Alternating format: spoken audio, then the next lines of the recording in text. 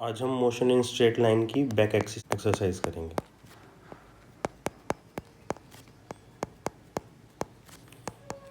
NCERT शुरू करते हैं। फर्स्ट क्वेश्चन था अपना, in which of the following example of motion can the body be consider approximately as point object. अब सबसे पहले तो पता होना चाहिए पॉइंट ऑब्जेक्ट क्या होता है। तो पॉइंट ऑब्जेक्ट क्या होता है, थोड़ा सा सुनना। मैंने कहा जब भी कोई ऑब्जेक्ट अपने साइज के हिसाब से बहुत ज़्यादा डिस्टेंस ट्रैवल करता है तो उसको क्या बोलते हैं, पॉइंट ऑब्जेक्ट। तो मैंने कहा when an object travel very large distance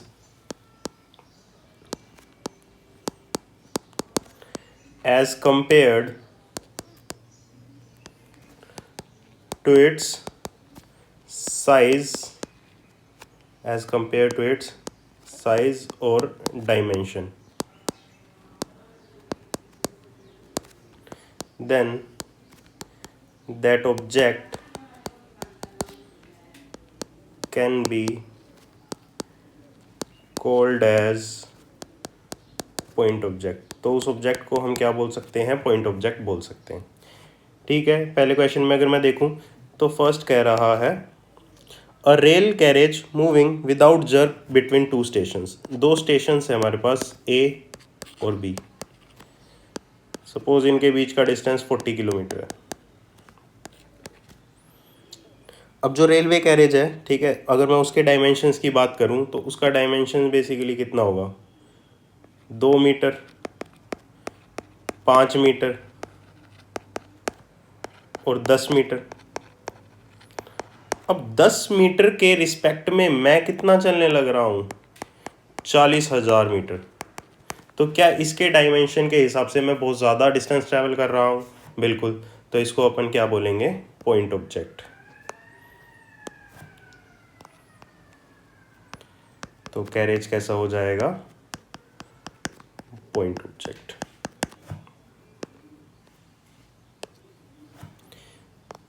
दूसरा पार्ट करते हैं। A monkey sitting on the top of man cycling smoothly on a circular track. एक आदमी है जो सर्कुलर ट्रैक पे मूव करने लग रहा है, एक मोंकी है जो उसके कंधे पे बैठा है। अगर अब मैं मोंकी की बात करूं तो मोंकी का डायमेंशन कितना होगा, हाइट उसकी 3 फीट के आसपास होगी, विड्थ उसकी कितनी होगी, 1.5 फीट, इससे ज़्यादा तो नहीं होगा। और ये जो राउंड होता है ये कितना होता है, 400 मीटर का। अगर मैं इसको कन्वर्ट करना चाहूँ मीटर के रिस्पेक्ट में ताकि तुमको थोड़ा आसानी रहे, तो मैं मीटर में भी बात करूँ तो ये कितना होगा, हद मार के 1/2 मीटर होगा, उससे ज़्यादा विड्थ नहीं होगी। और ये ठीक है 1.5 मीटर होगा, उससे ज़्यादा विड्थ नहीं हो, उससे ज़्यादा हाइट नहीं होगी। तो 0.5 मीटर मैं चलने लग रहा हूँ, ठीक, सॉरी 0.5 मीटर इसका डायमेंशन है और इसके रिस्पेक्ट में अपन कितना चल रहे हैं, 400 मीटर। तो क्या ये इसके साइज़ के हिसाब से बहुत ज़्यादा डिस्टेंस है? बिल्कुल है। तो इसको मैं क्या बोलूँगा, मोंकी को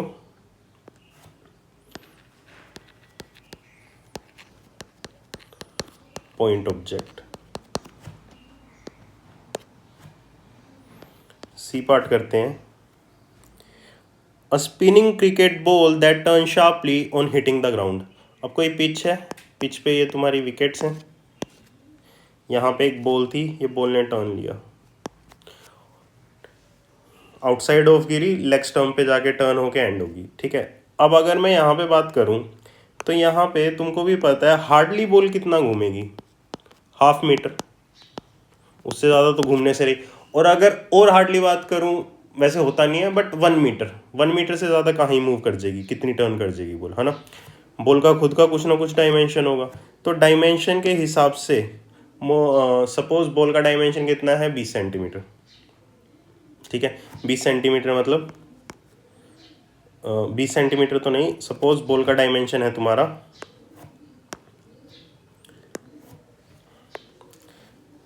सपोज तुम्हारी बॉल है 10 सेंटीमीटर की, 10 सेंटीमीटर मतलब 0.1 मीटर। उसके हिसाब से ये टर्न कितनी हो रही है, 0.5 मीटर। तो क्या कंपेरेबल हैं, बिल्कुल हैं। तो यहाँ पे ball is not a point object.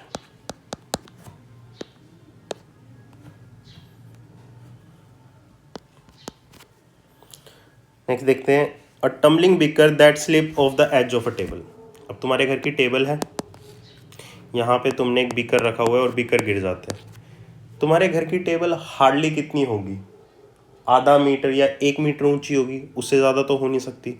और जो टम्बलर है या जग कहूँ, मग की बात करूँ, तो वो भी अच्छा खासा हाइट का है, मतलब ठीक ठाक हाइट है। ठीक है, अगर उसकी ठीक ठाक हाइट है तो जग भी क्या होगा, tumbler is not a point object. ये डेफिनेशन से ही क्लियर हो जाते हैं। सेकंड क्वेश्चन करते हैं। सेकंड क्वेश्चन था, the position time graph of two children A and B returning from their school O to their home PQ respectively are shown in the figure 2.9। ठीक है, 2.9 में दो बच्चे हैं A और B, वो स्कूल से घर की तरफ जा रहे हैं। एक्स एक्सिस पे हमने टाइम को लिया है, वाई एक्सिस पे हमने किसको लिया है, डिस्टेंस को लिया है। तो मैं यहाँ लिख देता हूँ, यहाँ पे क्या है, तुम्हारा डिस्टेंस है और यहाँ पे तुम्हारा क्या है, टाइम है। डिस्टेंस और टाइम है, ओ मतलब ये क्या था, स्कूल, और ये पी और क्यू क्या है, पी और क्यू क्या है, होम है। अब दो बच्चे हैं जिन्होंने स्कूल से शुरू करा और वो घर पे जाते हैं। Choose the correct entries in the bracket below. तो ऑप्शंस दिए गए हैं, हमें ऑप्शंस में से चेक करना है कौन सा सही है और कौन सा गलत है। तो पहला इसने कहा A leave closer to school than B. A का घर जो है पास में है एज कंपेयर टू बी। ठीक है, चलो देख लेते हैं ये बात। अब जो हम वाई एक्सिस पे है, डिस्टेंस को लेके चल रहे हैं। अब डिस्टेंस की अगर मैं बात करूं तो मुझे साफ साफ दिख रहा है जो ओ पी है वो क्या है, लेस देन ओ क्यू है, दैट डिस्टेंस बी, और ये क्या है, डिस्टेंस ए। तो मुझे साफ दिख रहा है जो ए का डिस्टेंस है वो कम है बी से। तो पहली बात क्या हो गई, सही, कि जो ए बी है leaves closer than B. Second statement देखते हैं। सेकंड स्टेटमेंट ये क्या कह रहा है, A B start from school earlier than B A.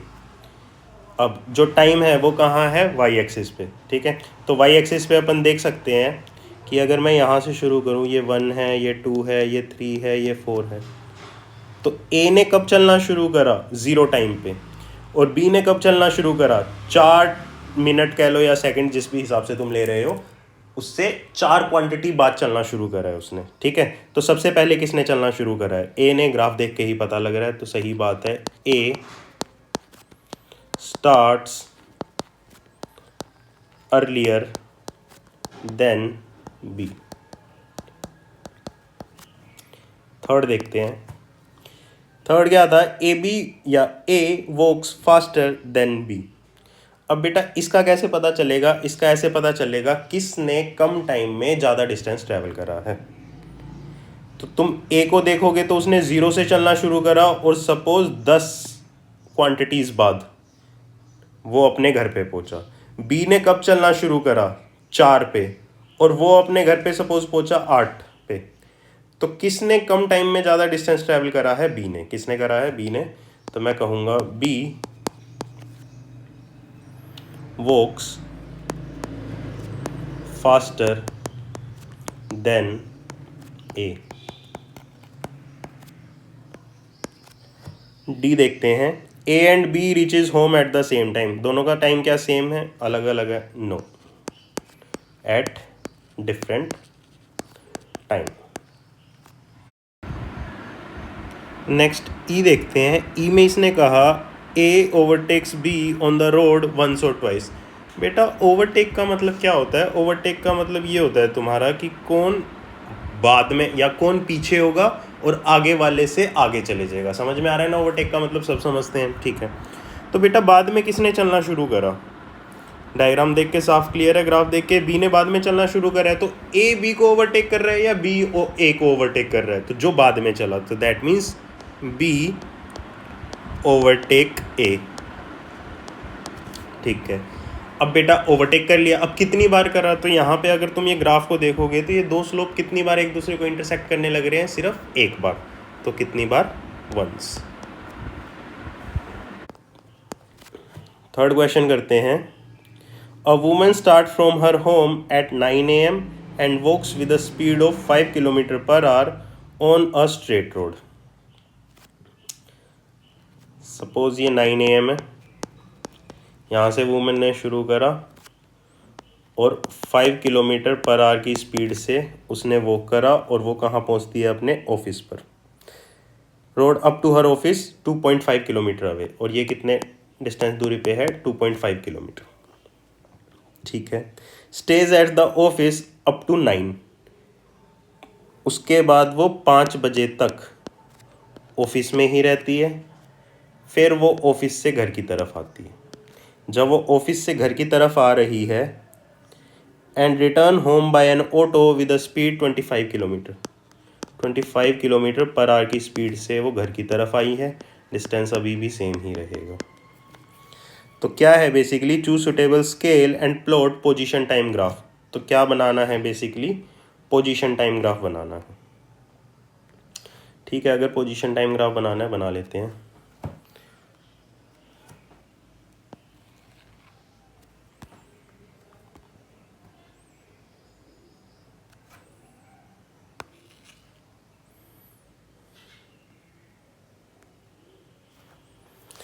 Position time graph की अगर मैं बात करूं तो यहाँ पे मैं पोजीशन को लूँगा, यहाँ मैं टाइम को लूँगा।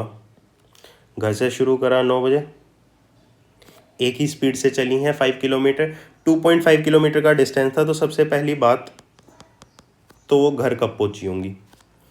ये था तुम्हारा 2.5 किलोमीटर।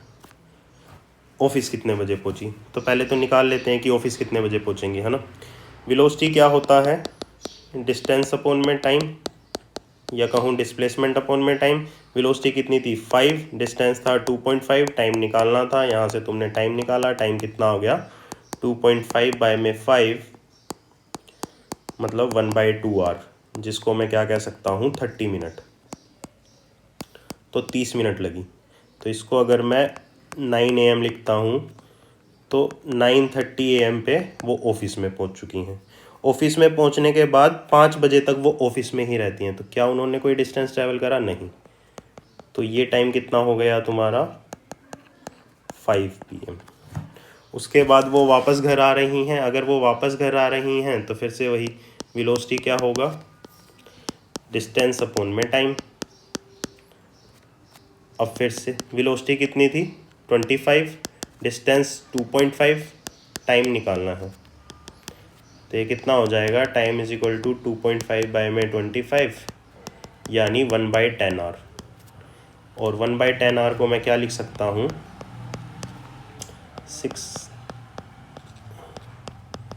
6 मिनट। अब क्योंकि उनकी वेलोसिटी ज़्यादा थी तो जो ये स्लोप है ये कैसा होगा? स्टीपर होगा। और क्योंकि कांस्टेंट वेलोसिटी से ही चली हैं तो ये ऐसा। और ये कितना हो जाएगा? 5:06। ये तुम्हारा बन चुका है पोजीशन टाइम ग्राफ। उसके बाद नेक्स्ट फोर्थ क्वेश्चन करते हैं। फोर्थ क्वेश्चन इन्होंने कहा, a drunkard walking in a narrow lane take 5 step forward and 3 steps backward, followed again by 5 steps forward and 3 steps backward, and so on. Each step is 1 meter long and require 1 second. Plot position time graph of his motion. Determine graphically and otherwise how long the drunkard take to fall in a pit 13 meter away from the start. ठीक है, तो यहाँ पे basically पहले समझते हैं। एक आदमी है, ड्रंकन मैन है, वो 5 मीटर आगे चलता है और 3 मीटर पीछे चलता है। तो अगर मैं उसकी नेट डिस्प्लेसमेंट की बात करूं तो कितनी है? 2 मीटर की नेट डिस्प्लेसमेंट है। 1 मीटर डिस्टेंस ट्रैवल करने में उसको कितना टाइम लगता है? बेसिकली 1 सेकंड लगती हैं, तो टोटल टाइम कितना हो गया 8 सेकंड एक कंप्लीट मोशन के लिए। तो हमसे पूछा है अगर वो चलने लग रहा है और 13 मीटर दूर एक गड्ढा है तो उनको गड्ढे में गिरने में कितना टाइम लगेगा। अगर ऐसा है तो निकालते हैं। यहाँ पे ये ड्रंकन मैन है, यहाँ पे सपोज ये पिट है, पिट का डिस्टेंस इनसे है 13 मीटर। इनको यहाँ गिरने में कितना टाइम लगेगा। पहले ये चले 5 मीटर, वापस आए 3 मीटर, नेट डिस्टेंस 2 मीटर का। फिर ये चले 5 मीटर, अगर ये 5 मीटर चलेंगे तो अब डिस्टेंस कितना हो गया 7 मीटर, वापस आए 3 मीटर, तो अब ये कितना हो जाएगा, 7 में से 3 गया 4 मीटर। फिर आगे गए 5 मीटर तो 9 मीटर, फिर 9 मीटर से 3 पीछे आ गए तो ये कितना हो गया 6 मीटर। फिर 6 में फिर ये आगे गए 5 मीटर तो कितना हो गया 11 मीटर। 11 से फिर 3 पीछे आ गए तो कितना हो जाएगा ये 8 मीटर। फिर 8 से ये फिर 5, 8 और 5 13,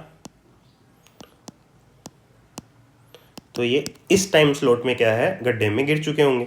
अगर गड्ढे में गिर चुके होंगे तो यहाँ पे इनका टाइम स्लॉट निकाल लेते हैं कितना होगा। 5 गए 3 वापस आए, कितना टाइम लगा 8 सेकंड। फिर यहाँ पे कितना लगे 8 सेकंड, फिर यहाँ पे कितने लगे 8 सेकंड, फिर यहाँ पे कितने लगे 8 सेकंड, और फिर जब ये इन्होंने चला तो इस क्योंकि इन्होंने 5 स्टेप पूरे पूरे लिए हैं तो यहाँ पे कितना लगा 5 सेकंड। अब टोटल टाइम गिन लेते हैं। 8 1 ज़ा 8, 8 2 ज़ा 16, 8 3 ज़ा 24, 8 4 ज़ा 32 प्लस 5 37, तो कितना हो जाएगा 37 सेकंड। ये तुम्हारा फाइनल आंसर है।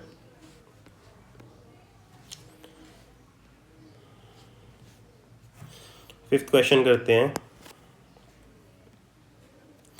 अ car moves along a straight highway with a speed 126 kilometre per hour. तो यू दे रखा है 126 kilometre per hour. Is brought to a stop within a distance of 200 metre. और 200 मीटर में मैं क्या कर चुका हूँ, उसको रुकवा चुका हूँ, तो उसकी फाइनल वेलोसिटी कितनी हो गई है 0। What is the retardation of car. तो रिटार्डेशन मतलब नेगेटिव एक्सेलरेशन पूछी है कितना होगा, and how long does it take, और कितना टाइम लगेगा। सबसे पहले तो इसको एसआई सिस्टम में कन्वर्ट करते हैं। वेलोसिटी दे रखी है 126 किलोमीटर पर आवर, तो कन्वर्ट कर लेते हैं 126 इंटू में 5/18, क्योंकि हमको पता है किलोमीटर पर आवर से मीटर पर सेकंड में जाते हैं तो 5/18 करना पड़ता है। 3 छीके 18, 3 चौके 12, 3 दूनी 6, ठीक है। 3 दूनी 6, 3 एकम 3, 3 चौके 12, 4 और ये 7, तो कितना हो जाएगा ये 35 मीटर पर सेकेंड। उन्होंने कहा कितना टाइम लगेगा और कितनी एक्सेलरेशन होगी। तो सबसे पहले मुझे यू वी एस और ए, तो थर्ड इक्वेशन लगा सकता हूँ। तो मैंने थर्ड इक्वेशन ऑफ मोशन लगाई। थर्ड इक्वेशन ऑफ मोशन अपने को पता है v square minus u square is equal to 2as। अगर ऐसा है तो v कितना हो जाएगा 0, तो माइनस यू मतलब 35 इंटू में 35 इज इक्वल टू एक्सेलरेशन निकालनी है, तो एक्सेलरेशन निकालनी है 2 इंटू में s डिस्टेंस कितना है 200, 5 7 40 7 8, तो एक्सेलरेशन कितनी आ जाएगी माइनस का 49 बाय में 16, 48 डॉट 0, 48.0, और उसके बाद ये कितना आ जाएगा 6 मीटर पर सेकंड स्क्वायर, क्योंकि रिटार्डेशन है तो ये। उसके बाद इसने पूछा टाइम, फॉर टाइम मैंने लगाई फर्स्ट इक्वेशन ऑफ मोशन। मैं पहली इक्वेशन ऑफ मोशन लगाता हूँ तो v is equal to u plus 80, ये 0 है,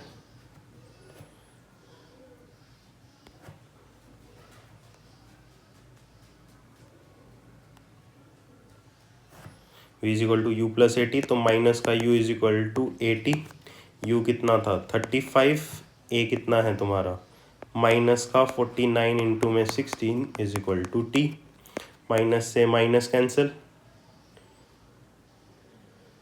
इसको तुम आगे जब सोल्व करोगे तो 5 और ये 7, 80 बाई में 7, 1.43 सेकेंड, ये कितना आ जाएगा तुम्हारा टाइम आ जाएगा।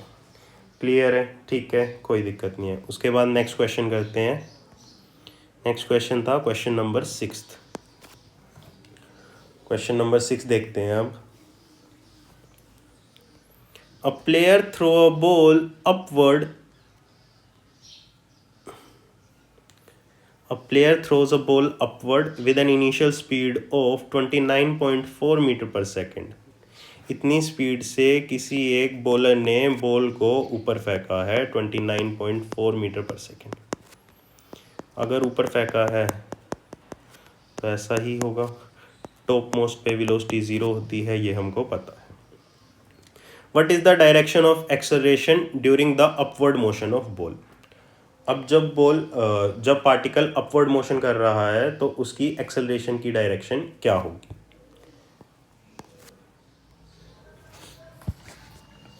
ठीक है, तो जब मैंने ऑब्जेक्ट को फेंका 29.4 मीटर पर सेकेंड से ऊपर की तरफ, तो हाईएस्ट पॉइंट पे उसकी फाइनल वेलोसिटी कितनी होगी 0। फर्स्ट पार्ट है what is the direction of acceleration during the upward motion of ball. जब बॉल तुम्हारी अपवर्ड मोशन कर रही है तो उस टाइम उस पर जो एक्सेलरेशन लग रही है वो कौन सी है, एक्सेलरेशन ड्यू टू ग्रेविटी। और हमको पता है एक्सेलरेशन ड्यू टू ग्रेविटी की डायरेक्शन हमेशा क्या होगी, वर्टिकली डाउनवर्ड। तो कितनी हो जाएगी एक्सेलरेशन की direction, downward.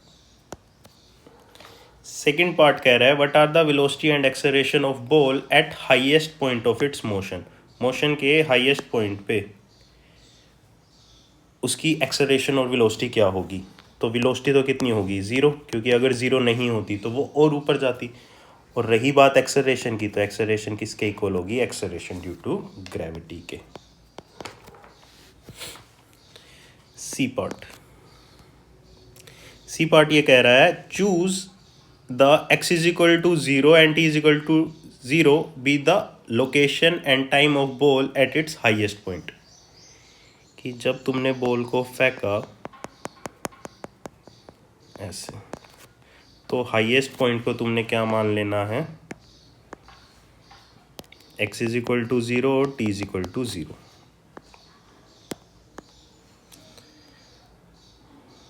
Vertically downward direction को पॉजिटिव, ये जो डाउनवर्ड डायरेक्शन है ये पॉजिटिव और अपवर्ड को नेगेटिव। ऐसी क्वेश्चन की कहानी है। Give the sign of position, velocity and acceleration of ball during its upward and downward motion. तो अपवर्ड डाउनवर्ड मोशन में वेलोसिटी, एक्सेलरेशन और डायरेक्शन की क्या कहानी होगी वो बतानी है। तो मैंने यहाँ लिखा upward,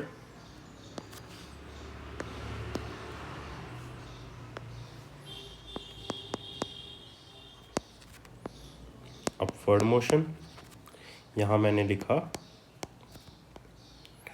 downward motion. Upward motion में अगर मैं बात करूँ x की, तो हाईएस्ट पॉइंट पे x कितना है 0। तो पार्टिकल जब ऊपर की तरफ जा रहा है तो x कैसा होगा तुम्हारा, नेगेटिव। वेलोसिटी कैसी होगी, नेगेटिव। एक्सेलरेशन कैसी होगी, पॉजिटिव, क्योंकि एक्सेलरेशन ड्यू टू ग्रेविटी हर टाइम कहाँ लग रही होगी, नीचे की तरफ। डाउनवर्ड मोशन की बात करूँ तो पोजीशन पॉजिटिव, वेलोसिटी पॉजिटिव और एक्सेलरेशन पॉजिटिव थी।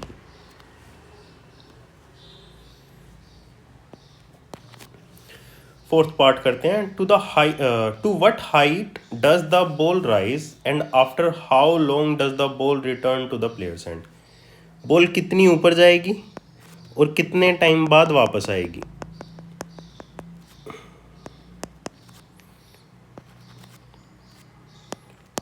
मुझको ये h मैक्सिमम निकालना है कितना होगा। इनिशियल वेलोसिटी दे रखी थी 29.4 मीटर पर सेकंड, फाइनल वेलोसिटी 0 हो जाएगी, एक्सेलरेशन ड्यू टू ग्रेविटी -9.8 या प्लस ले लो मीटर पर सेकंड स्क्वायर, माइनस ही ले लेते हैं, काम करते हैं, हाइट निकालनी थी। तो तीनों चीज़ें दे रखी हैं u v और a, तो थर्ड इक्वेशन ऑफ मोशन लगाएंगे। Third equation of motion p square minus u square is equal to 2as, v 0 हो जाएगा, माइनस u कितना है 29.4 का square is equal to 2 into में एक्सेलरेशन कितना है 9.8 नेगेटिव का इंटू में s, 29.4 इंटू में 29.4, 2 इंटू में 9.8,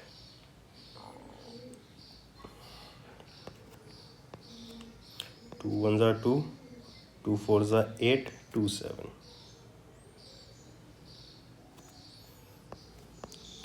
4.9, 1 4.7, इसको फर्दर सोल्व करेंगे तो ये आ जाएगा 44.1 मीटर।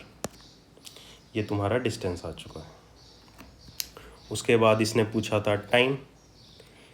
टाइम इसने कहा जब तुमने बॉल को फेंका और वो जब प्लेयर के हाथ में दोबारा आएगी। तो यहाँ पे तुमको सबसे पहले एक चीज़ पता होनी चाहिए कि जब ये बॉल ऊपर जा रही है तो यहाँ से लेके यहाँ तक जो टाइम होगा इसको बोलते हैं टाइम ऑफ असेंड।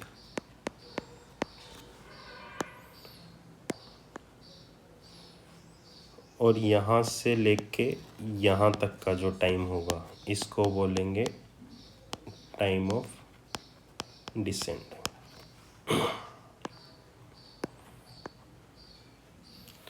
तो टाइम निकालते हैं, v is equal to u plus 80, v 0 minus का u is equal to minus g t. क्यों? बॉल ऊपर जा रही है, एक्सेलरेशन ड्यू टू ग्रेविटी नीचे की तरफ है। u कितना 29.4 बाय में g 9.8 is equal to t। ये कितना आ जाएगा 3। तो टाइम कितना हुआ 3 सेकेंड। ये कौन सा है? Time of ascent. क्या है? Time of ascent. और हमको पता है टाइम ऑफ असेंड और टाइम ऑफ डिसेंड क्या होते हैं? Equal, is equal to time of descend.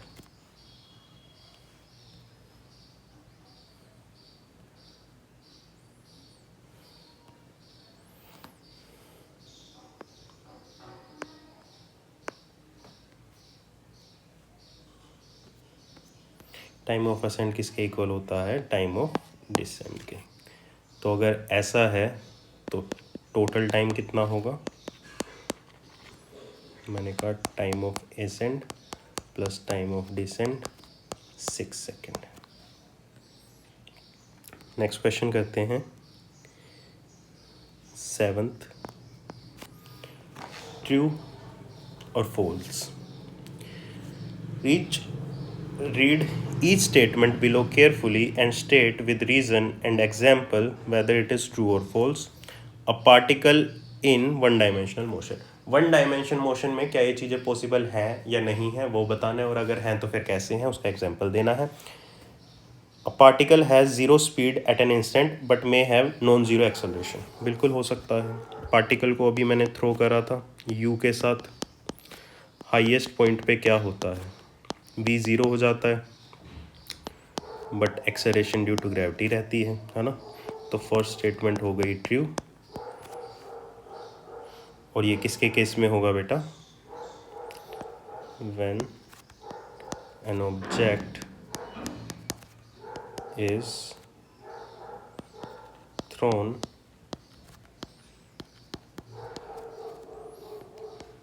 Vertically upward.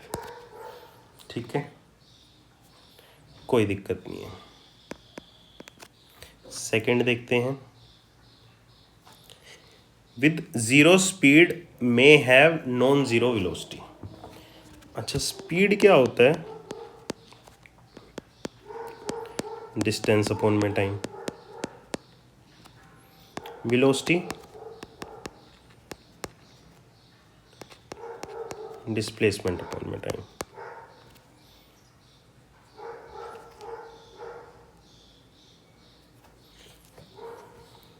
Speed distance upon में टाइम, वेलोसिटी डिस्प्लेसमेंट अपॉन में टाइम। अब हमको पता है जो डिस्टेंस है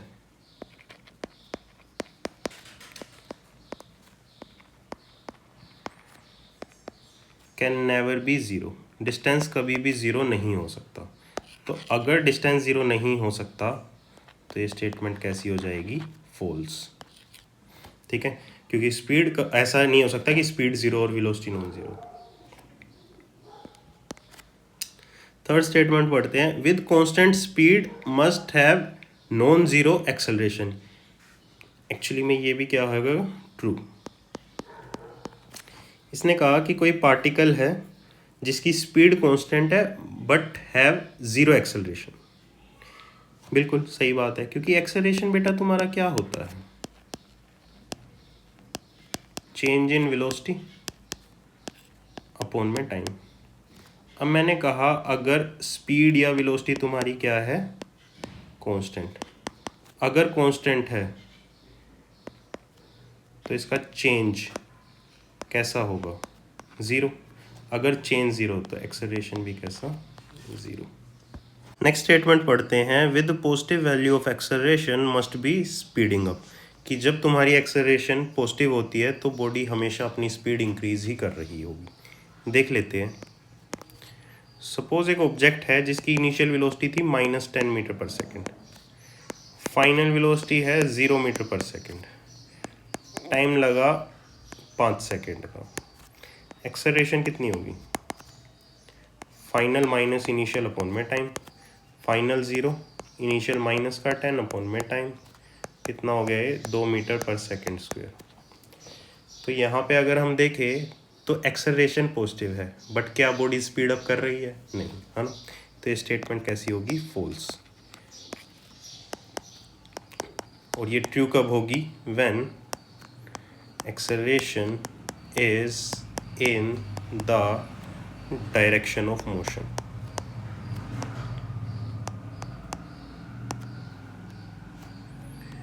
नेक्स्ट क्वेश्चन देखते हैं।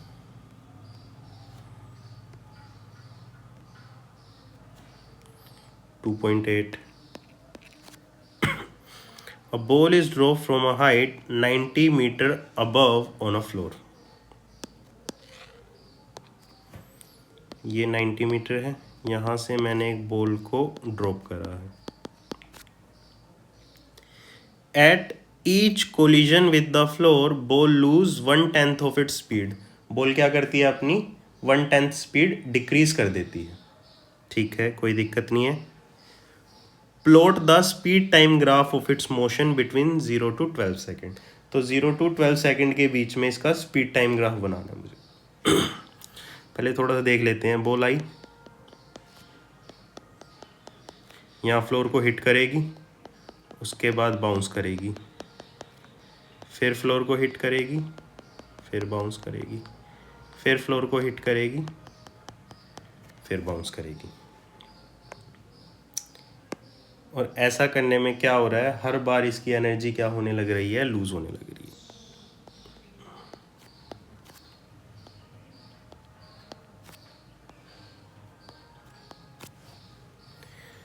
ठीक है, कुछ कुछ ऐसा हो रहा है।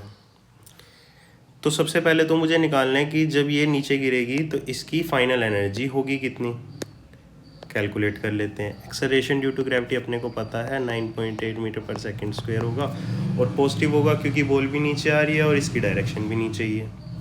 तो v square minus u square is equal to 2gh। u 0 होगा, ड्रॉप हुई है, तो यहाँ से v की वैल्यू कितनी आ जाएगी, √2gh। 2 इंटू में 9.8 इंटू में h कितना था, 90, ये कट गया। 196 इंटू में 9, 196 किसका होता है, 14 का, और 9 किसका होता है, 3 का। तो ये कितना हो जाएगा, तुम्हारी फाइनल वेलोसिटी आ गई 42 मीटर पर सेकेंड। ठीक है, अब बॉल तुम्हारी आई 42 मीटर पर सेकंड की स्पीड से, फिर वो ज़मीन के साथ टकराई और ज़मीन के साथ टकराने के बाद उसने अपनी 10% एनर्जी लूज़ कर दी, है ना। तो अगर मैं बात करूँ 10% ऑफ 42 इज़ 42 का 10% कितना होता है, तो वो कितना होगा?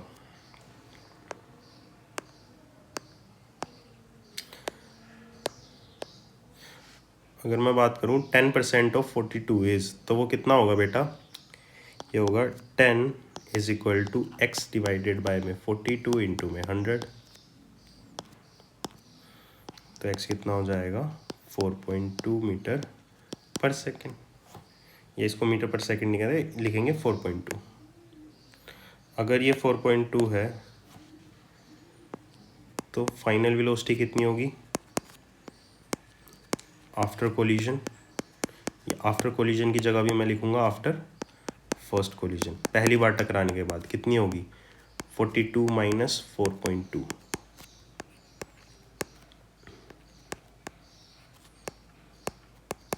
37.8 मीटर। तो यहाँ पे मैंने लिखा ये वाली वेलोसिटी कितनी हुई? 37.8 मीटर पर सेकेंड।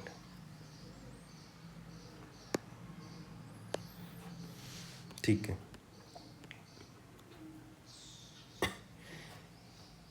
ऐसे ही दूसरे कोलिजन का भी निकाल लेते हैं, दूसरे कोलिजन में कितना होगा। तो दूसरे कोलिजन में अगर मुझे ये निकालना है तो दूसरे कोलिजन के लिए भी निकाल लेते हैं, ठीक है, कोई दिक्कत नहीं है। तो सबसे पहले हमें दूसरे कोलिजन के लिए पता होना चाहिए कि ये दोबारा ऊपर जाएगी, ऊपर जाके इसकी फिर से यहाँ पे वेलोसिटी कितनी हो जाएगी? 0। फिर ये वापस आएगी सेम स्पीड से आने के बाद इसका फिर से क्या होगा? 10% लॉस होगा। तो इसका 10% कितना होगा? 37.8, 10% ऑफ 37.8, तो ये कितना हो जाएगा बेटा? X is equal to 3.78। तो final velocity after second collision के बाद जो तुम्हारी फाइनल वेलोसिटी होगी वो कितनी होगी? तो तुम्हारी फाइनल वेलोसिटी बेटा यहाँ पे होगी 37.8 माइनस 3.78।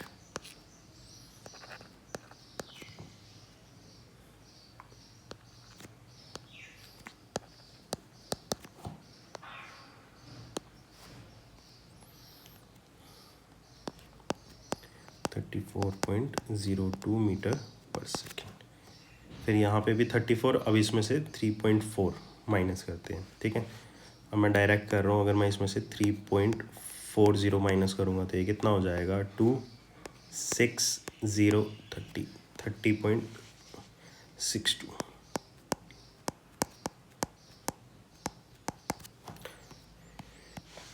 उसके बाद इसने मुझे कहा कि मुझे इनका क्या करना है?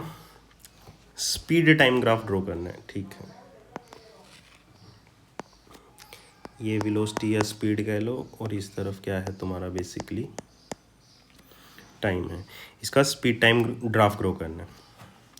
शुरू में 0 था, 0 के बाद क्या हुआ है? बेसिकली 0 के बाद तुमने इसको ड्रॉप करा है और ड्रॉप करने के बाद ये कितना 42 मीटर पर सेकेंड हो रही है।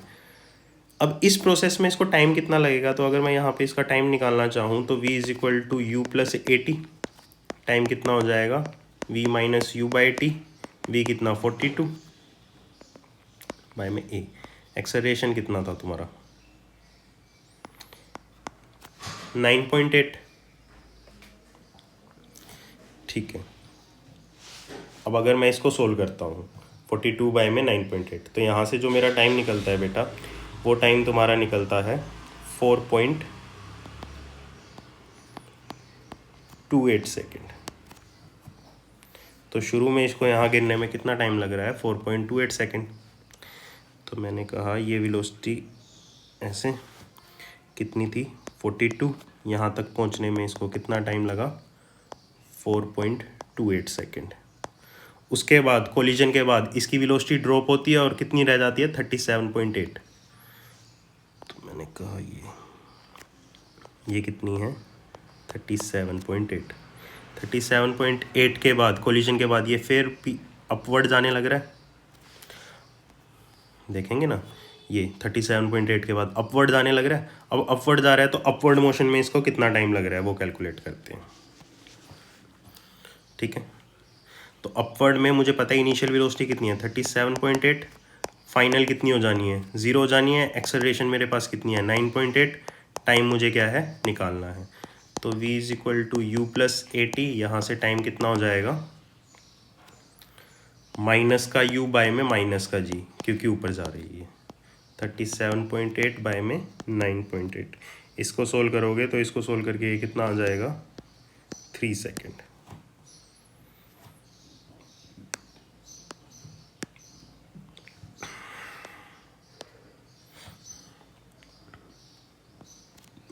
थर्टी 37.8 और 9.8, इसको अगर हम सोल्व करते हैं तो ये आता है 3.85 सेकेंड आता है, तो इसको 3.9 ले लेते हैं अप्रोक्स 3.9 सेकेंड।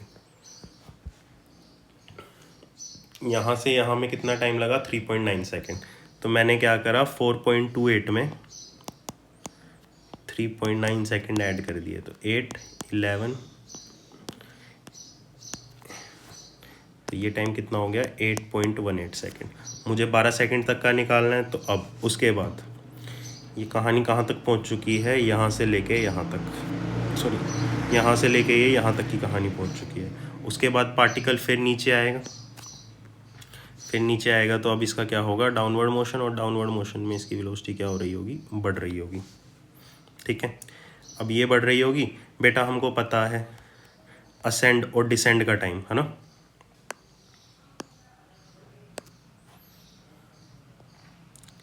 ये एसेंड और डिसेंड का टाइम क्या होता है इक्वल, तो ऊपर जाने में जितना टाइम लगा उतना ही नीचे आने में लगेगा, तो 3.9 सेकेंड और लगेंगी, तो 3.9 इसमें और ऐड कर देंगे तो ये कितना हो जाएगा 12, तो हो गया तुम्हारा 12 सेकेंड।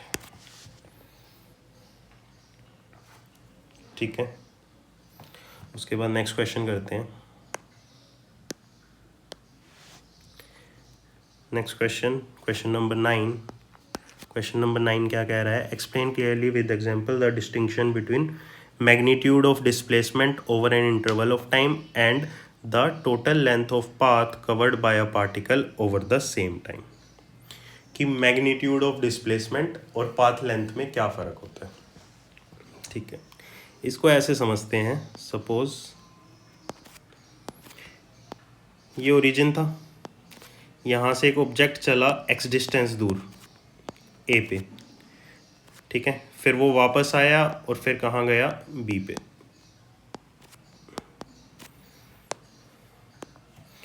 पार्टिकल था यहाँ से यहाँ, फिर यहाँ और फिर यहाँ, ऐसे चला। ठीक है, अगर मैं यहाँ पे इसका डिस्प्लेसमेंट निकालना चाहूँ तो डिस्प्लेसमेंट अपने को पता है क्या होता है, शॉर्टेस्ट डिस्टेंस।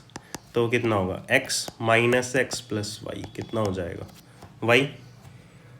और सेम इसी ग्राफ के लिए अगर मैं डिस्टेंस निकालना चाहूँ तो बेटा डिस्टेंस कितना हो जाएगा तुम्हारा x प्लस वाई, कितना हो जाएगा 2x प्लस वाई। क्लियर है, तो यहाँ से मुझे साफ साफ दिख रहा है क्या, जो डिस्टेंस है यानी कि पाथ लेंथ वो क्या है ग्रेटर है डिस्प्लेसमेंट से या उसके मैग्नीट्यूड से।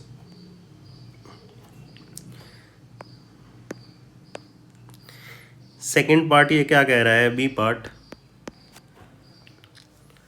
Magnitude of average velocity over an interval of time and average speed over the same interval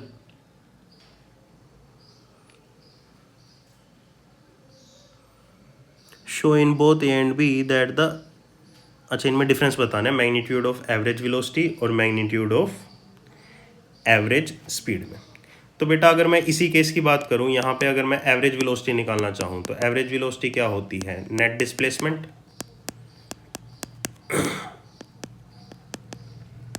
bye में टोटल टाइम। नेट डिस्प्लेसमेंट कितनी है तुम्हारी y बाय में टाइम सपोज t लगा, और एवरेज स्पीड क्या होता है टोटल डिस्टेंस अपॉन में टोटल टाइम। 2x+y बाय में टाइम।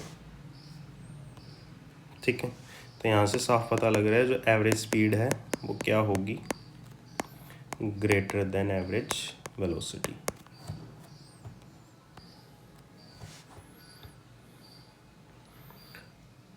उसके बाद 10th देखते हैं। A man walk on a straight road from his home to market 2.5 kilometre away with the speed 5 kilometre पर सेकेंड। ठीक है, ये 2.5 किलोमीटर का डिस्टेंस है जो कि आदमी ने ट्रैवल करा है 5 किलोमीटर पर आवर की स्पीड से। Finding the market close he instantly turn and walk back home with a speed, और वो घर कितनी स्पीड से आया, 7.5 किलोमीटर पर आवर की स्पीड से। What is the magnitude of average velocity, तो बेटा एवरेज वेलोसिटी क्या होगी, टोटल डिस्प्लेसमेंट, नेट डिस्प्लेसमेंट कितनी है, घर से चला घर वापस आ गया, 0 बाय में टाइम, टाइम कितना भी हो, 0 अपॉन में समथिंग क्या होगा, 0। ठीक है, उसके बाद इसने पूछा and average speed of man over the interval 0 to 30, 0 to 50, 0 to 40। अच्छा, इसका मतलब तीनों इंटरवल के लिए एवरेज वेलोसिटी एवरेज टाइम निकालना है। ठीक है, तो तीनों के लिए निकाल देते हैं। तो एक तरफ लिखते हैं एवरेज वेलोसिटी और एक तरफ लिखते हैं एवरेज स्पीड। उससे पहले एक बार इसको मैं TA बोल रहा हूँ, इसको मैं TD बोल रहा हूँ। असेंड और डिसेंड मतलब वो नहीं होता, असेंड और डिसेंड सिर्फ मार्किंग के लिए। तो अगर मैं TA निकालना चाहूँ तो वेलोसिटी क्या होता है, डिस्टेंस अपॉन में टाइम। तो टाइम कितना हो जाएगा, डिस्टेंस 2.5 बाय में वेलोसिटी कितनी थी 5, वही 1/2 मतलब 30 मिनट। ऐसे ही अगर मैं TD निकालना चाहूँ तो वो कितना हो जाएगा 7.5, 2.5 बाय में 7.5 मतलब 1/3 मतलब 20 मिनट। तो मार्केट जाने में 30 मिनट लग रहे हैं और मार्केट से वापस आने में कितना टाइम लग रहा है, बेसिकली 20 मिनट लग रहा है। ठीक है, ठीक है। अब इसने कहा पहले 0 से 30 के लिए, तो मैंने लिखा फिर 0 to 30 मिनट के लिए।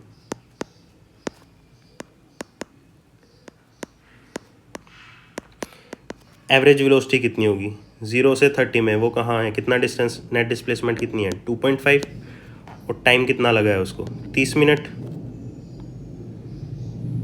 या इसको मैं कहूँ 1/2 आवर, तो ये कितना हो जाएगा 5 किलोमीटर पर आवर। ऐसे ही 0 से 30 मिनट के लिए बेटा, क्योंकि ये स्ट्रेट लाइन में मोशन हुआ है तो ये भी कितना रहेगी, एवरेज स्पीड भी सेम ही रहेगी, क्योंकि पार्टिकल ने कोई टर्न लिया ही नहीं है।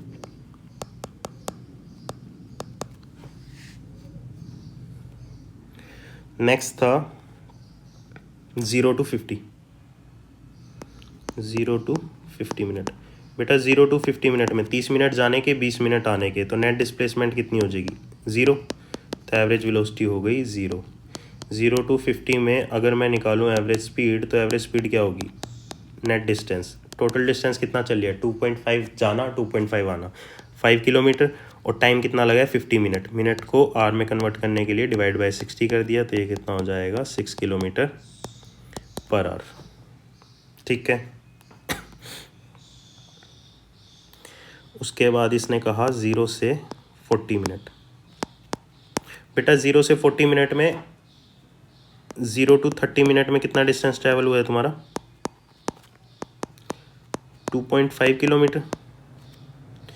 अब तुमको पता है 20 मिनट में तुम 2.5 किलोमीटर चल रही हो, तो 10 मिनट में कितना चलोगे, ऑब्वियस सी बात है उसका हाफ मतलब 1.25 किलोमीटर। तो मैंने कहा 30 से 40 मिनट में कितना डिस्टेंस ट्रैवल हुआ 1.25, तो टोटल कितना हो जाएगा 3.75 किलोमीटर। ये तो था टोटल डिस्टेंस। अगर मैं बात करूं डिस्प्लेसमेंट की, तो नेट डिस्प्लेसमेंट कितना रह जाएगा, इनिशियल पॉइंट से। इनिशियल पॉइंट कितना था 2.5, वापस आ चुके हो तो कितना रह जाएगा 1.25 किलोमीटर। तो एवरेज वेलोसिटी कितनी हो जाएगी तुम्हारी 1.25 बाय में टाइम कितना है 40 बाय में 60, 3/2 इंटू में 1.25,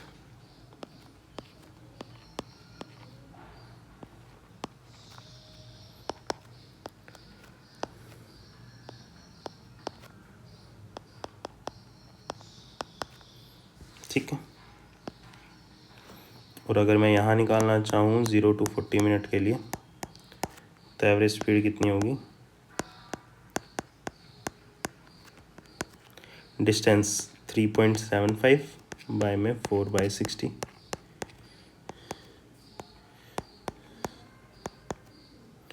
3/2। इसको सोल्व कर लेंगे तो ये कितना आ जाएगा 16,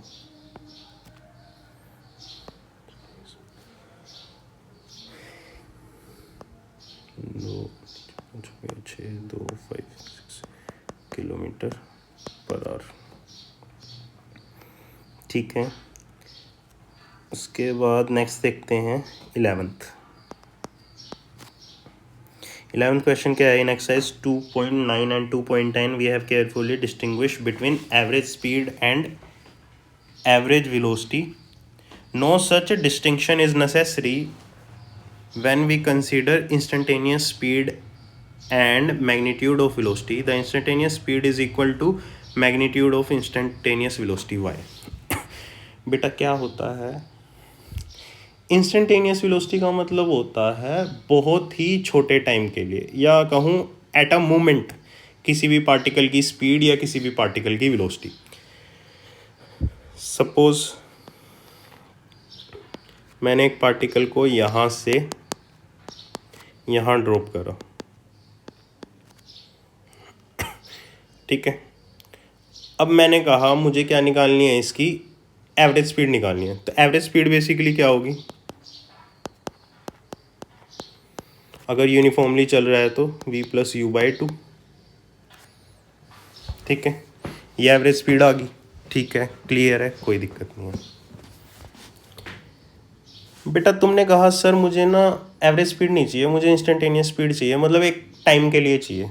तो मैंने क्या करा, इसको ना यहाँ से यहाँ गिरता हुआ माना, ये यहाँ से यहाँ गिरने लग रहा है। तुमने कहा सर अभी भी ये तो 2 पॉइंट्स के बीच का है, मुझे तो 1 पॉइंट की चाहिए। तो मैंने इस डिस्टेंस को और कम कर दिया। अभी भी तुमने कहा सर ये और बड़ा है, तो मैं धीरे धीरे करके क्या करूँगा, इस डिस्टेंस को बहुत कम करता रहूँगा। दैट मीन्स अगर यहाँ पे टाइम सपोज 5 सेकेंड लग रहा है ना, तो मैं इसको छोटा कर करके इतना कर दूंगा कि ये टाइम कितना रह जाए 0.5 सेकेंड। समझ रहे हैं, 0.5 सेकेंड रह जाए।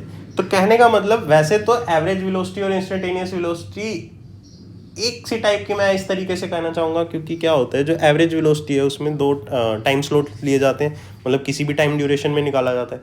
इंस्टेंटेनियस वेलोसिटी हम कहते हैं कि हमें एट एन इंस्टेंट चाहिए, बट उसके लिए भी हम टाइम को इतना इतना इतना छोटा ले लेते हैं ना। सपोज मैंने टाइम को कितना ले लिया 0.0000001 सेकेंड, है ना, बट अभी भी ये कुछ ना कुछ टाइम ड्यूरेशन तो है, 0.0000000 से लेके 0.00001, अभी भी इसके बीच में कोई ना कोई तो टाइम ड्यूरेशन है ना, ठीक है। तो जब मैं एवरेज वेलोसिटी में टाइम को बहुत छोटा छोटा करते रहता हूँ तो उस टाइम जो निकलता है उसको इंस्टेंटेनियस वेलोसिटी या इंस्टेंटेनियस स्पीड कहते हैं। अब बेटा बात क्या है, इसने कहा कि ये दोनों टर्म्स जो हैं इक्वल कैसे हैं। अब बेटा क्या होता है, ड्यूरिंग इंस्टेंटेनियस स्पीड और वेलोसिटी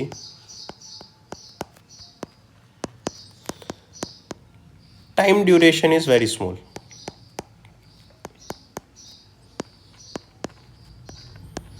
अब तुम खुद सोचो, ये इतना छोटा टाइम ड्यूरेशन है कि हमारी पलकें भी नहीं झपकेंगी इस टाइम में। समझ में आ रहा है। तो मैंने कहा ड्यूरिंग इंस्टेंटेनियस स्पीड और इंस्टेंटेनियस है ना velocity time duration is very small, so that particle do not have that much time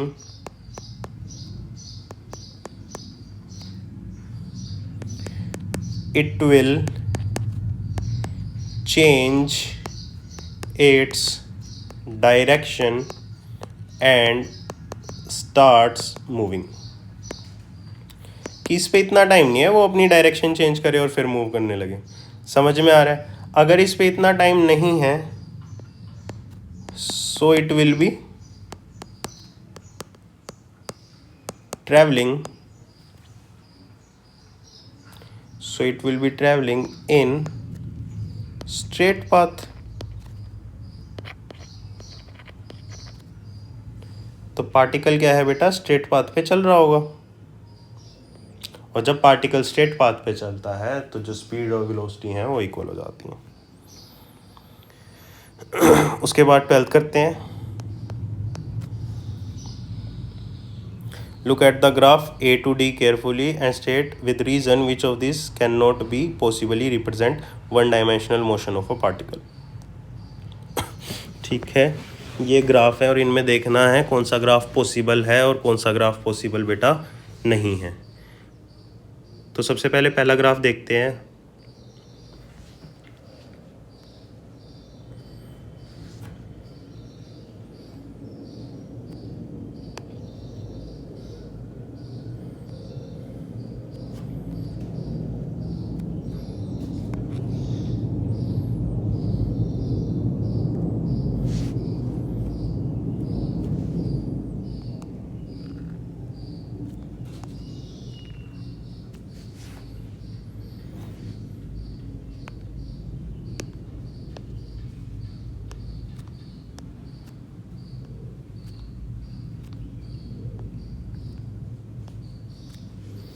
ठीक है, ये ग्राफ है, पार्टिकल ऐसे चलने लग रहा है, पोजीशन टाइम ग्राफ है। ठीक है, अब बेटा अगर मैं तुमको कहूँ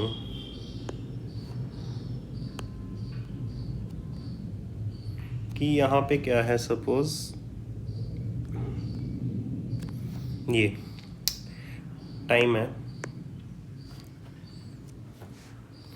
t is equal to 5 second. तो मैंने कहा t is equal to 5 second पे जो हमारा पार्टिकल है उसकी दो पोजीशन है। तो ये पोजीशन है x1 और एक ये पोजीशन है x2, और एक ही टाइम पे पार्टिकल की दो पोजीशंस पॉसिबल नहीं है।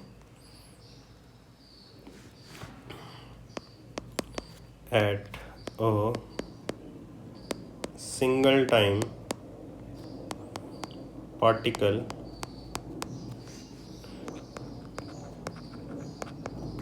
cannot have two positions। ठीक है, so this graph is not possible। तो इसलिए ये ग्राफ पॉसिबल नहीं है। सेकंड देखते हैं।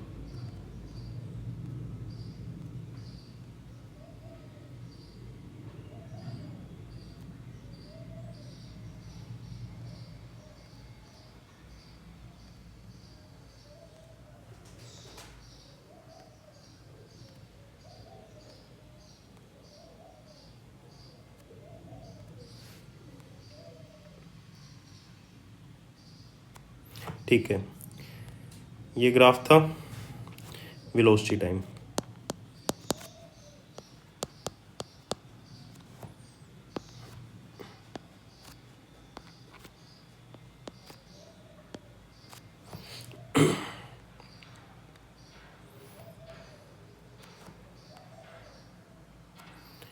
वही बेटा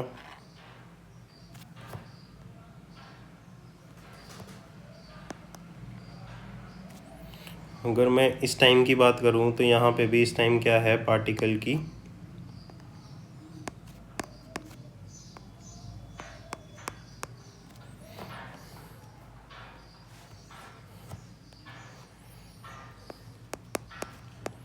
at a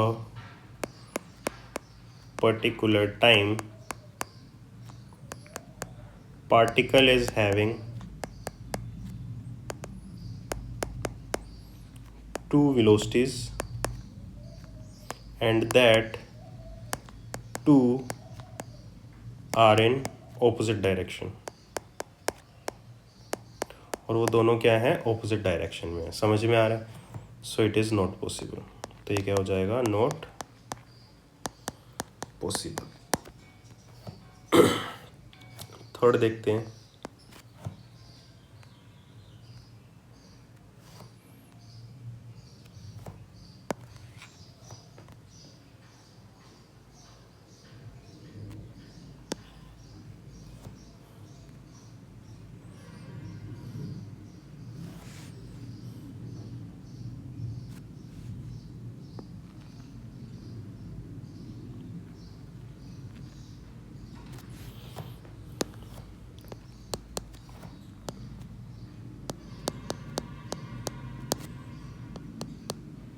ये स्पीड है और टाइम है।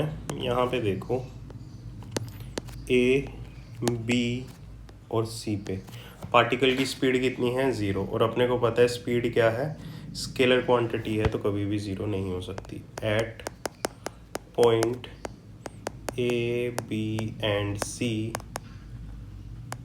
particle is having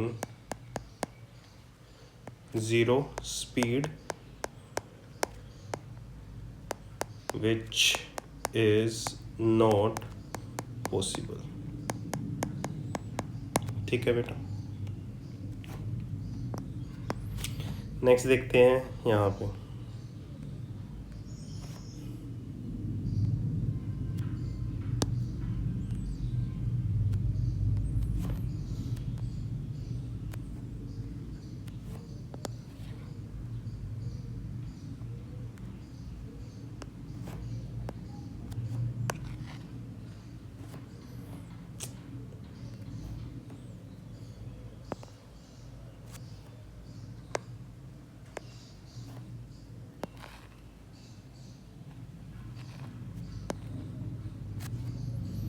चलो वो तो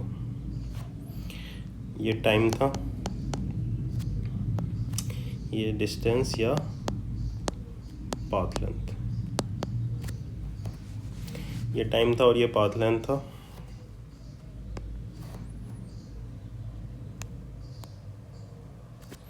बेटा यहाँ पे अगर तुम देखो तो टाइम के साथ क्या है, पाथ लेंथ डिक्रीज करने लग रही है। पाथ लेंथ यानी कि डिस्टेंस, और डिस्टेंस कभी भी टाइम के साथ डिक्रीज नहीं कर सकता। Here path length is decreasing with time, which is not possible, जो कि पॉसिबल नहीं है। ठीक है, नेक्स्ट क्वेश्चन करते हैं। 13 number. Figure 2.11 show position time graph. ये 2.11 पोजीशन टाइम ग्राफ शो करने लग रहा है, one dimension motion of a particle. Is it correct to say from the graph that the particle move in a straight line from t less than 0 and on a parabolic path t greater than 0? क्या ये ऐसा possible है या नहीं है? तो ये graph बनाते हैं, फिर देखते हैं।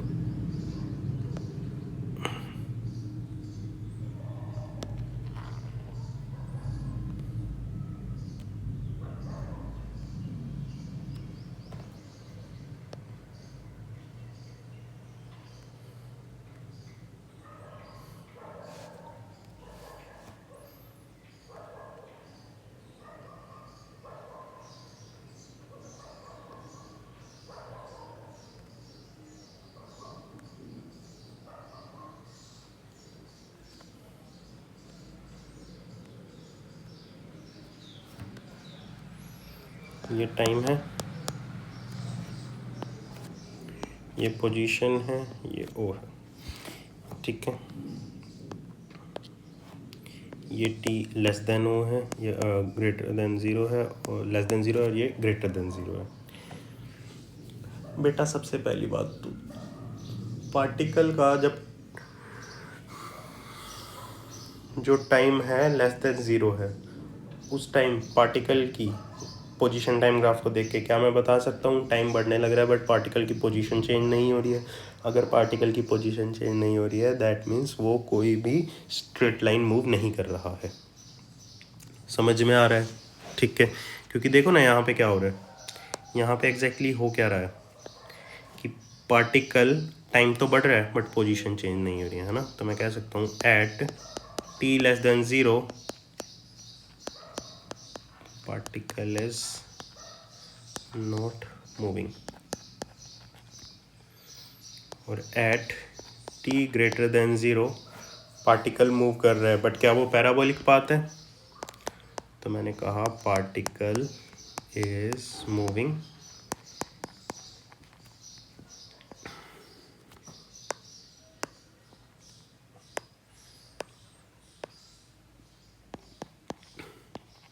In non uniform motion. Particle का मोशन कैसा है? Non uniform. ठीक है, कैसे कि अपने को पता है जो पोजीशन टाइम ग्राफ होता है ना, इसका स्लोप क्या देता है? वेलोसिटी। ये देता है यूनिफॉर्म मोशन के केस में,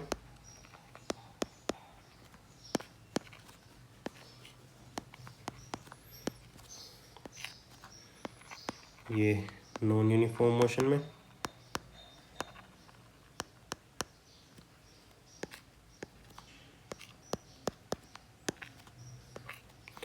ये भी कैसा होता है? नॉन यूनिफॉर्म मोशन के केस में।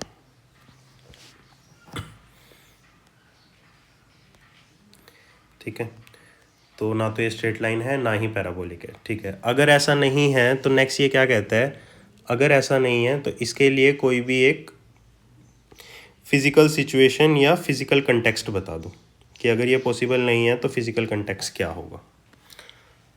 तो अगर ये पॉसिबल नहीं है तो ऐसा ऐसा ग्राफ कब आएगा। ठीक है, तो मैंने लिखा फिजिकल कंटेक्स्ट।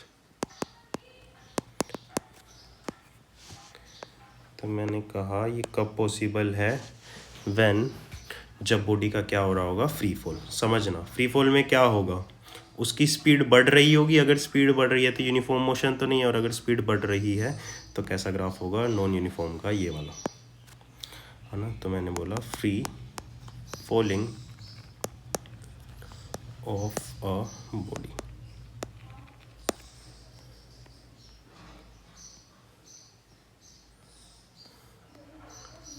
14th क्वेश्चन करते हैं। A police van moving on a highway with a speed of 30 kilometre per our.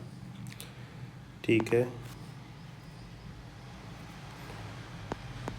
कोई एक पुलिस की वैन है जो कि कितने से चल रही है, 30 किलोमीटर पर आवर से चल रही है।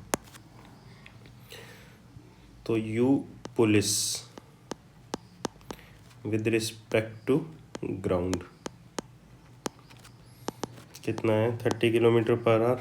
ठीक है, तो इसको कन्वर्ट कर लेते हैं, 30 इंटू में 5/18, तो ये कितना, 10, 6, 25/3, 8×3 = 24, 33 मीटर पर सेकेंड। ठीक है, ठीक है। फिर इसने कहा नेक्स्ट थीफ की कार है ना, thief car speeding in the same direction with a speed 192 kilometre per our. ये क्या है, u of thief with respect to ground।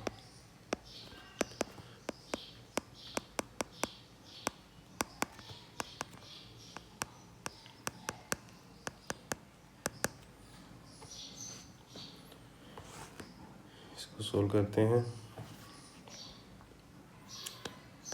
6 6 18, 3 12, 3 32 160/3 53.33 metre पर सेकेंड।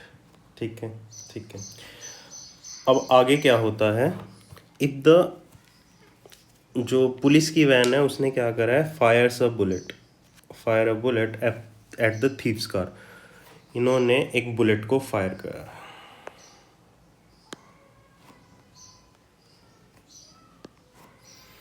यहाँ से एक बुलेट को फायर करा गया है 150 मीटर पर सेकेंड की स्पीड से। तो मैं कहूँगा वेलोसिटी बुलेट की विद रिस्पेक्ट टू ग्राउंड के रिस्पेक्ट में कितनी होगी। ये जो 150 है ये किसके रिस्पेक्ट में है, पुलिस वैन के। तो 150 प्लस में 8.33, ये कितना हो गया 158.33 मीटर पर सेकेंड। क्या इतनी बात क्लियर है? ठीक है। अब इसने कहा with what speed does the bullet hit thief's car.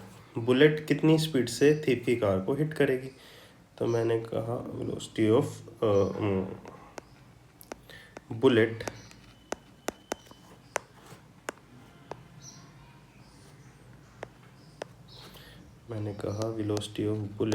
With respect to thief कितना होगा, velocity of bullet with respect to ground minus velocity of thief with respect to ground. तो ये कितना था 158.33 माइनस ये कितना था 8.33। ठीक है, थीव की ग्राउंड के रिस्पेक्ट में तो 153 है बेटा, सॉरी।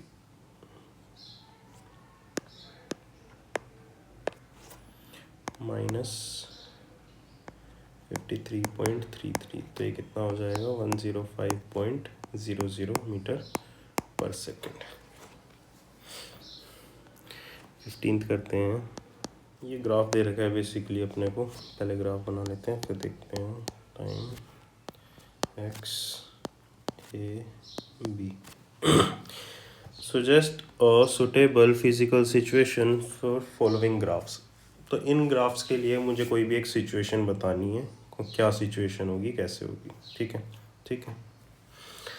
अब इसमें क्या है, शुरुआत में तो टाइम बढ़ रहा है पर पार्टिकल मूव नहीं कर रहा है। उसके बाद पार्टिकल चलता है, चलने के बाद जितनी स्पीड से चला उतनी ही स्पीड से वो वापस आ रहा है। और उसके बाद क्या होता है कि जो उसकी पोजीशन शुरू में स्टार्टिंग में जो पोजीशन 0 थी वो फाइनल में कितनी हो चुकी है, कुछ ना कुछ नेगेटिव जा चुकी है ना। तो इसके लिए कोई भी एक सिचुएशन बनानी है, तो इसके लिए कोई भी एक सिचुएशन लिख देते हैं। मैंने कहा पर्सन है, starts moving after some time,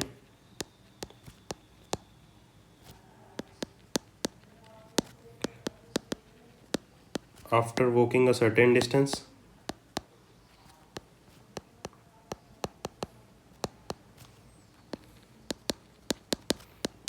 it moves backward with same speed। वो पीछे की तरफ चलता है सेम स्पीड से, and walk a bit further than the starting point। और वो स्टार्टिंग पॉइंट से थोड़ा ज़्यादा चलता है। ठीक है, ऐसे करके बेसिकली तुम्हारी एनसीईआरटी ने ग्राफ दे रखा है और इस ग्राफ के लिए मुझे एक सिचुएशन बनानी है। ठीक है, कोई दिक्कत नहीं है। सबसे पहले तो ये ग्राफ कौन सा है, वेलोसिटी टाइम ग्राफ है बेटा। अगर ये वेलोसिटी टाइम ग्राफ है तो ये इसका स्लोप है। और सबसे पहली बात तो ये स्लोप क्या है, जो स्लोप का एंगल है वो कैसा है, ऑब्ट्यूज। और जब एंगल ऑब्ट्यूज होता है तो स्लोप कैसा होता है, नेगेटिव। ये बात अपने को पता है ना। मैंने कहा थीटा कैसा है, ऑब्ट्यूज, तो स्लोप यानी एम कैसा होगा, नेगेटिव। और वेलोसिटी टाइम ग्राफ का स्लोप क्या देता है, एक्सेलरेशन। ठीक है, दैट मीन्स एक्सेलरेशन क्या है, नेगेटिव। अब एक्सेलरेशन नेगेटिव है, क्लियर है, समझ में आता है। और फिर मैं देख रहा हूँ जो एक्सेलरेशन है वो कम कम कम हो रही है। तो अगर मुझे इसके लिए फिजिकल कंटेक्स्ट लिखना है तो मैं बोल सकता हूँ motion of the ball when it is throne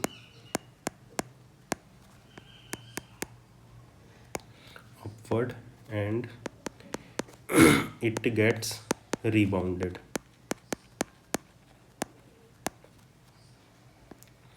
with reducing speed। ये क्या हो रही है, रिबाउंड हो रही है रिड्यूसिंग स्पीड के साथ। तो ये जो ग्राफ है, ये ग्राफ बेसिकली मुझे दे रखा है टाइम और एक्सेलरेशन का, ठीक है। ये ग्राफ दे रखा है, मुझे इसके लिए कोई एक फिजिकल कंटेक्स्ट बताना है। तो फिजिकल कंटेक्स्ट क्या होगा, और यहाँ पे देखते हैं शुरुआत में एक्सेलरेशन कितनी है, 0, टाइम बढ़ रहा है, दैट मीन्स बॉडी किससे चल रही है, कांस्टेंट वेलोसिटी के साथ। उसके बाद क्या हुआ, एकदम से बॉडी एक्सेलरेट करती है, अपनी डायरेक्शन रिवर्स करती है और फिर क्या हो जाती है, दोबारा से कांस्टेंट एक्सेलरेशन के साथ चलने लगती है, ठीक है। तो मैं कह सकता हूँ कि सपोज एक बॉल है, बॉल मूव करने लग रही है कांस्टेंट वेलोसिटी के साथ, किसी बैट्समैन के पास जाती है, बैट्समैन उसको अपनी बैट से हिट करता है तो शॉर्ट टाइम के लिए फोर्स लगता है, इम्पल्स जनरेट होती है, तो उसकी एक्सेलरेशन बढ़ती है, और क्योंकि बैट्समैन ने उसको हिट करा है तो उसकी डायरेक्शन क्या हो जाएगी, रिवर्स, ठीक है। तो फिजिकल कंटेक्स्ट में लिख सकते हैं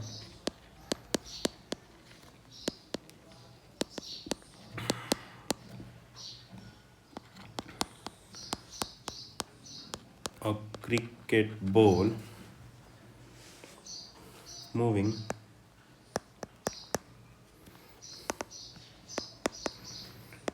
with uniform velocity, batsman hit the ball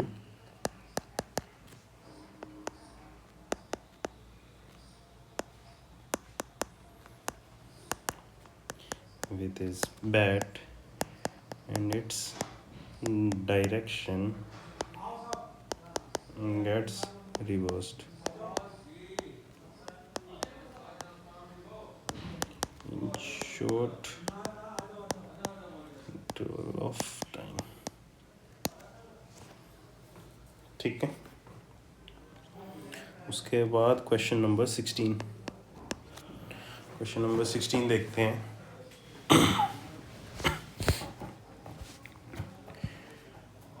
Figure 2.13 give position time graph of particle executing one dimensional simple harmonic motion, give the position of velocity acceleration particle at different time। तो मेरे को ये graph दिया हुआ है basically,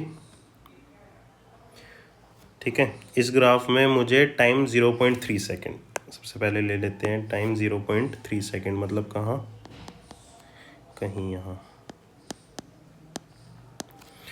time 0.3 second पे मुझे position, velocity और एक्सेलरेशन बतानी है, ठीक है।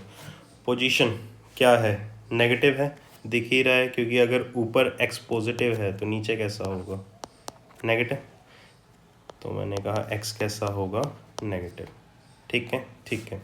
उसके बाद अगर मैं यहाँ पर स्लोप देखूँ तो ये जो स्लोप है ना, ये भी कैसा है, ऑब्ट्यूस है, तो यहाँ पे वेलोसिटी भी कैसी होगी, नेगेटिव, क्लियर है, ठीक है, कोई दिक्कत नहीं। अब बेटा ये अपने को पता नहीं है, बट एक्सेलरेशन कितना होता है, -ω²x फॉर SHM। ये कंडीशन है SHM की कि अगर एक्सेलरेशन -ω²x है तो दैट मीन्स वो पार्टिकल SHM परफॉर्म कर रहा है, ठीक है। अब पोजीशन नेगेटिव और नेगेटिव, तो एक्सेलरेशन कैसी हो जाएगी, पॉजिटिव, ठीक है। नेक्स्ट देखते हैं, नेक्स्ट किस टाइम स्लॉट्स के लिए निकालना है मुझे, नेक्स्ट मेरे को निकालना है for the time slot 1.2 second, 1.2 second कहीं यहाँ लाई कर रहा होगा। अगर मैं इसकी बात करूँ तो यहाँ पे x कैसा है, पॉजिटिव, v भी कैसा होगा, पॉजिटिव, और एक्सेलरेशन वही कैसी हो जाएगी, नेगेटिव, क्योंकि एक्स कैसा है, पॉजिटिव। क्या इतनी बात क्लियर है? नेक्स्ट मुझे किस टाइम स्लॉट के लिए निकालना है, माइनस का 1.2 सेकेंड। माइनस का 1.2 सेकेंड कहीं यहाँ लाई कर रहा होगा, इसके लिए निकाल लेते हैं भैया। एक्स कैसा होगा, नेगेटिव होगा। वी कैसा होगा, पॉजिटिव। वी पॉजिटिव क्यों होगा, क्योंकि यहाँ पे अगर तुम देखो तो जो तुम्हारा स्लोप है वो कैसा बन रहा है, पॉजिटिव बन रहा है, ठीक है। और अगर मैं बात करूँ एक्सेलरेशन की, तो एक्सेलरेशन कैसा होगा, एक्स नेगेटिव, तो एक्सेलरेशन कैसा हो गया, पॉजिटिव। क्या इतनी बात क्लियर है? 17th क्वेश्चन देखेंगे बेटा। Figure 2.14 give the position time graph of a particle in one dimensional motion. 3 different time interval of time are shown. 3 interval दे रखे हैं, 1 2 3, ठीक है। In which interval is average speed greatest. तो average speed greatest कब होगी, ठीक है बेटा। अपने को पता है पोजीशन टाइम ग्राफ है, तो पोजीशन टाइम ग्राफ का क्या चीज़ अपने को स्पीड देगा, स्लोप। तो देखेंगे स्लोप सबसे स्टीप कहाँ पर है, तो 1 2 और 3 में सबसे स्टीप स्लोप कहाँ है, 3 में है, तो 3 में सबसे ज़्यादा होगी। And in which it is the least. और सबसे कम कहाँ होगी, सबसे कम स्टीपर कहाँ है, 2 में, तो 2 में सबसे कम होगी। Give the sign of average velocity for each interval, ठीक है। और सभी इंटरवल के लिए मुझे क्या बतानी है, एवरेज वेलोसिटी। पहले ग्राफ ड्रॉ कर लेते हैं। तो अगर मैं बात करूं सबसे पहले तो इनके नंबरिंग कर देते हैं 1 2 और 3। In which interval average speed is greatest. तो मैंने कहा एवरेज स्पीड ग्रेटेस्ट होगी 3 में, क्योंकि ये क्या है, steeper slope. Average speed least कहाँ होगी, 2 में, क्योंकि ये स्लोप कैसे ऑलमोस्ट कांस्टेंट से, ठीक है। उसके बाद इसने मुझे कहा कि मुझे एवरेज वेलोसिटी की साइन देखनी है, साइन ऑफ एवरेज वेलोसिटी। तो बेटा यहाँ पे क्या है, स्लोप पॉजिटिव है, तो मैंने कहा एवरेज वेलोसिटी पॉजिटिव होगी 1 और 2 के लिए। और मैंने कहा एवरेज वेलोसिटी नेगेटिव होगी किसके लिए बेटा, 3 के लिए, ठीक है। उसके बाद 18th figure 2.15 show speed time graph of a particle in motion along a constant direction. The 3 equal interval of time are shown, in which interval is the average acceleration greatest in magnitude. तो average acceleration जो है greatest कब होगी, acceleration basically क्या होता है इसका, slope। तो slope सबसे steeper कहाँ है, ठीक है। तो वहाँ से तुम्हारी क्या निकलती है बेटा, acceleration। तो अगर तुम देखो तो जो तुम्हारा slope है वो सबसे स्टीपर कहाँ है, second position. In which interval is the average acceleration greatest. तो मैंने कहा जो एवरेज एक्सेलरेशन है ग्रेटेस्ट होगी 2 पे, क्योंकि यहाँ जो तुम्हारा स्लोप है वो कैसा है, स्टीपर है, ठीक है, ठीक है। फिर नेक्स्ट पूछा in which interval is the average speed greatest. और एवरेज स्पीड कहाँ पे ग्रेटेस्ट होगी, ठीक है, ठीक है। अब बेटा एवरेज स्पीड बेसिकली यहीं से है ना, यहाँ पे अपन स्पीड मेजर करने लग रहे हैं वाई एक्सिस में, तो जहाँ पे भी है ना, तो ये डी पे है ना, तो ये कहाँ होगी, एवरेज स्पीड ग्रेटेस्ट कहाँ होगी बेटा, तुम्हारी 3 पे। उसके बाद इसने मुझसे कहा choose the positive direction as constant direction of motion, give the sign of v and a in 3 interval. तीनों इंटरवल में v और a के मुझे क्या देने हैं, साइन देने हैं। तो बेटा v तो क्या होगा, इज पॉजिटिव इन ऑल 3, क्योंकि जो स्पीड है वो एक्स एक्सिस वाई एक्सिस में है और ऊपर की तरफ है, तो स्पीड तो पॉजिटिव ही होगी। एक्सेलरेशन की बात करूं फर्स्ट में, तो एक्सेलरेशन क्या हो रही है, स्पीड अप हो रही है, स्लोप क्या है, एक्यूट है, तो एक्सेलरेशन होगी पॉजिटिव 1 में। एक्सेलरेशन होगी नेगेटिव, क्योंकि स्लोप कैसा है, ऑब्ट्यूज 2 में। और एक्सेलरेशन होगी तुम्हारी पॉजिटिव, क्योंकि यहाँ पे भी स्लोप कैसा है तुम्हारा, एक्यूट है, 3 में। उसके बाद इसने मुझे कहा what are the acceleration at point A B C D, A B C D में जो एक्सेलरेशन है वो क्या होगी? एक्सेलरेशन मतलब स्लोप, तो यहाँ पे स्लोप 0, यहाँ पे स्लोप 0, यहाँ पे स्लोप 0 और यहाँ पे स्लोप 0, तो क्या होगा? Acceleration is 0 at A B C और डी। इस तरीके से सेकंड चैप्टर की एनसीईआरटी अपनी कंप्लीट होती है। Thank you.